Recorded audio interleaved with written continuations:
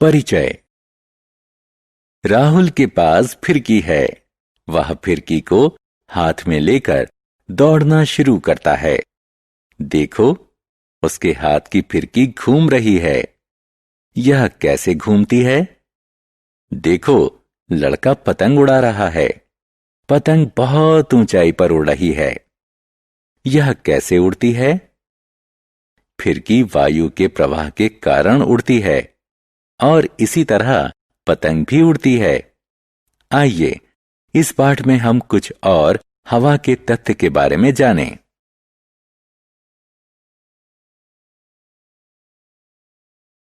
उद्देश्य। इस पाठ के अंत में आप निम्न करने में सक्षम हो जाएंगे: वायु को परिभाषित करना, वायु के विभिन्न घटकों की व्याख्या करना, वायु के गुण धर्म एवं उपयोगों के बारे में जानना, एक मिश्रण के रूप में वायु की व्याख्या करना।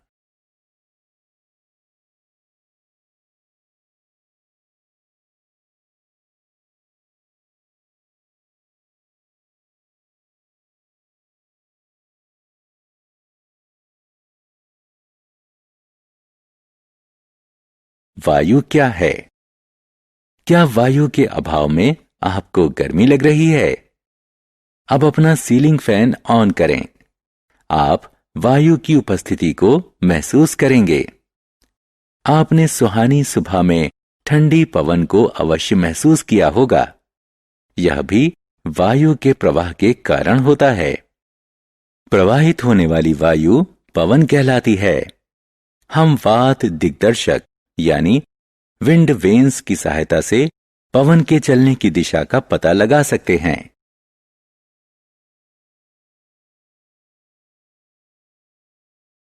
वायु के गुणधर्म। वायु रंगहीन होती है और हम इसके भीतर से प्रत्येक चीज को देख सकते हैं। यह गंधहीन एवं स्वादहीन होती है। यह स्थान घेरती है। यह समझने के लिए एक कांच का बाउल लें और इसे सीधे पानी में डुबाएं। देखें, बाउल में पानी प्रवेश ना करे। अब बाउल को धीरे धीरे घुमाएं। देखिए, बाउल से वायु के बुलबुले निकल रहे हैं। धीरे धीरे पानी बाउल में प्रवेश कर रहा है। तो आप देख सकते हैं कि बाउल खाली नहीं था। जो वायु बाउल में थी वह बाहर निकल रही है। इससे पता चलता है कि वायु स्थान घेरती है। एक एयर पिलो यानी एक प्रकार का तकिया जिसमें वायु भरी जाती है। इसमें वायु भरें। आप क्या देखते हैं?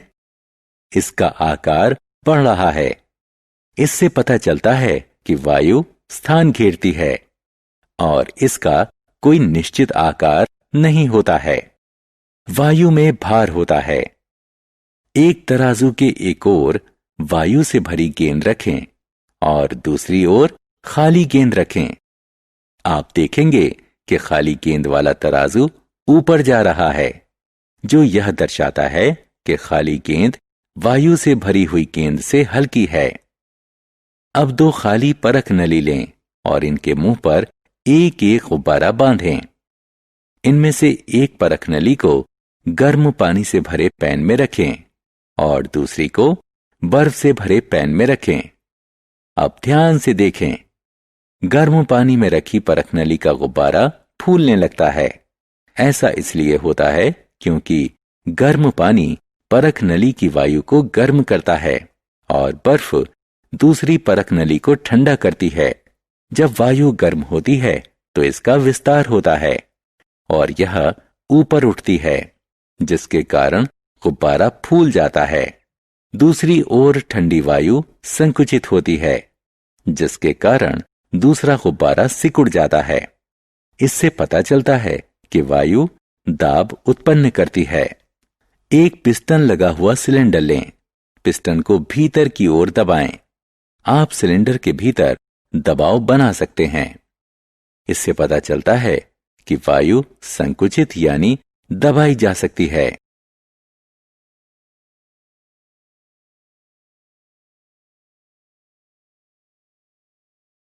वायु का सम्मिश्रण। वायु किस चीज से बनी है?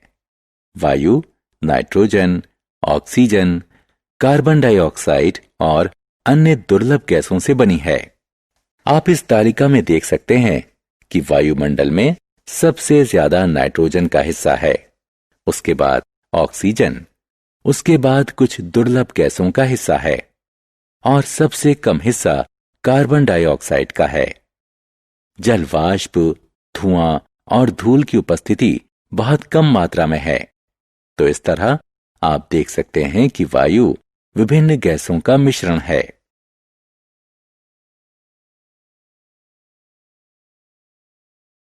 वायु गैसों का मिश्रण है। जब आप फ्रिज से पानी की बोतल निकालते हैं तो बोतल की बाहरी सतह पर पानी की कुछ बूंदें दिखाई देती हैं। ये पानी की बूंदें कहां से आती हैं? क्या बोतल से पानी का रिसाव हो रहा है? नहीं, ऐसा नहीं है। वायु में उपस्थित जलवाष्प बोतल की ठंडी सतह के संपर्क में आकर फिर से द्रव में बदल रही है। इससे वायु में जल वाष्प की उपस्थिति का पता चलता है। अब एक परख नली में चूने का पानी लें। इस विलयन में सिरिंज के माध्यम से कुछ वायु प्रवाहित करें। आप देख सकते हैं कि चूने का पानी दूधिया हो जाता है। यह वायु में कार्बन डाइऑक्साइड की उपस्थिति का संकेतक है। अंधेरे वाले स्थान पर टहलते समय अपनी टॉर्च जलाएं। आप देखेंगे कि टॉर्च की रोशनी में कुछ कण चमक रहे हैं। ये वायु में उपस्थित धूल के कण हैं। ये सभी क्रियाकलाप हमें इस निष्कर्ष पर पहुंचाते हैं कि वायु गैसों और धूल के कणों का मिश्रण है।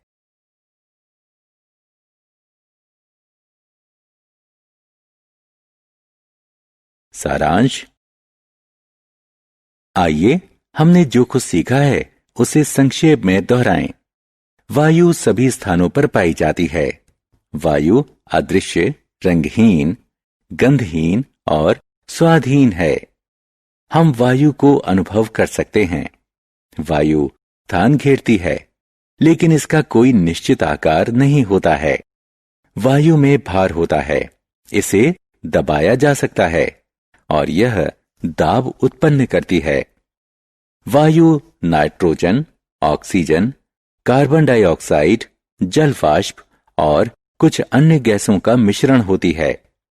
वायु में धुएं और धूल के कण भी उपस्थित होते हैं।